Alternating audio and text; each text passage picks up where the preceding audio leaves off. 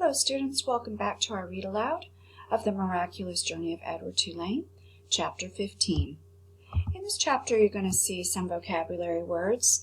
The first is despair, which means to be sad and have absolute hopelessness. Despair means a complete loss of hope. Insistent is an adjective describing something as demanding. You are repeatedly doing something. So if you said, "Mom, can I have dessert?" and she said no, and you said, "Mom, can I have dessert?" and she said no, and you said, "Mom, can I have dessert?" and she said no, you are being very insistent. You are demanding something and repeatedly asking over and over again. Cease means to come to an end.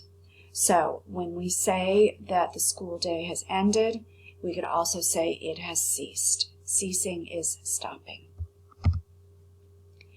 Dazed is a descriptive word, an adjective, which means unable to think or act in a clear way. It kind of looks like the word dizzy, which would be a symptom of this.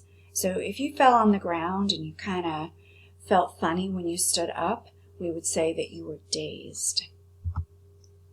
Mistook looks like the word mistaken or mistake, and that's exactly what it means. It's to be mistaken in the past tense.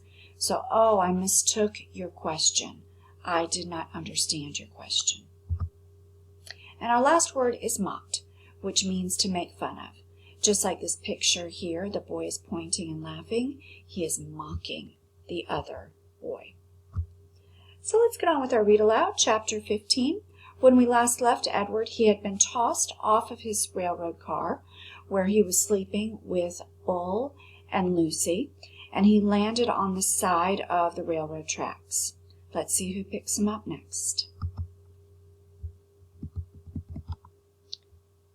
In the morning the sun rose, and the cricket song gave way to bird song, and an old woman came walking down the dirt road and tripped right over Edward.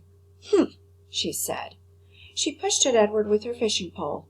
"Looks like a rabbit," she said. She put down her basket and bent and stared at Edward. "Only he ain't real." She stood back up. "Humph," she said again. She rubbed her back. "What I say is, there's a use for everything, and everything has its use. That's what I say." Edward didn't care what she said. The terrible ache he had felt the night before had gone away and been replaced with a different feeling, one of hollowness and despair. "Pick me up or don't pick me up," the rabbit thought. "Makes no difference to me." The old lady picked him up. She bent him double and put him in her basket, which smelled of weeds and fish, and then she kept walking, swinging the basket and singing, "Nobody knows the troubles I've seen." Edward, in spite of himself, listened. "I've seen troubles too," he thought. "You bet I have. And apparently they aren't over yet." Edward was right. His troubles were not over. The old woman found a use for him. She hung him from a pole in her vegetable garden. She nailed his velvet ears to the wooden pole and spread his arms out as if he were flying, and attached his paws to the pole by wrapping pieces of wire around them. In addition to Edward, pie tins hung from the pole. They clinked and clanked and shone in the morning sun. "Ain't a doubt in my mind that you can scare them off," the old lady said. Scare who off? Edward wondered. Birds, he soon discovered. Crows. They came flying at him, cawing and screeching, wheeling over his head, diving at his ears. "Go on, Clyde," said the woman. She clapped her hands. "You got to act ferocious." Clyde? Edward felt a weariness so intense wash over him that he thought he might actually be able to sigh aloud. Would the world never tire of calling him by the wrong name? The old woman clapped her hands again. "Get to work, Clyde," she said. "Scare them birds off." And then she walked away from him, out of the garden, and toward her small house. So I'm getting a picture in my mind of Edward stuck to a pole in the middle of a garden. His arms are spread out wide for him. I bet he's something like a scarecrow. Let's go see. Yep, here's a picture that shows a terrific example of exactly what Edward must have looked like sitting out there in the middle of that garden. The birds were insistent. They flew around his head. They tugged at the loose threads in his sweater. One large crow in particular would not leave the rabbit alone. He perched on the pole and screamed a dark message in Edward's left ear. Caw, caw, caw, without ceasing. As the sun rose higher and shone meaner and brighter, Edward became somewhat dazed. He mistook the large crow, for Pellegrina. Go ahead, he thought. Turn me into a warthog if you want. I don't care. I'm done with caring. Caw, caw, said the Pellegrina crow. Finally the sun set, and the birds flew away.